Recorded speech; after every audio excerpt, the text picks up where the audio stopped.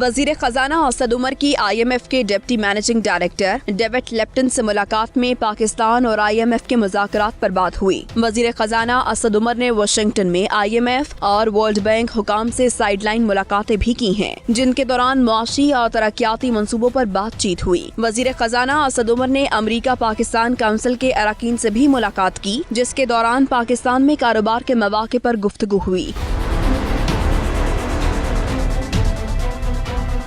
امریکہ Pakistan business council کے اراکین اور ملٹی نیشنل کمپنیوں کے حکام سے گفتگو میں وزیر خزانہ نے کہا کہ پاکستان کاروبار کرنے والوں کے لیے آسانیاں پیدا کر رہا ہے۔ انہوں نے کہا کہ اب تک IMF پروگرام اس لیے نہیں لیا تھا کہ ان کے اور IMF کے درمیان خلیج تھی۔ پچھلے 6 ماہ کے دوران IMF کے ساتھ معلومات کا تبادلہ ہوا ہے۔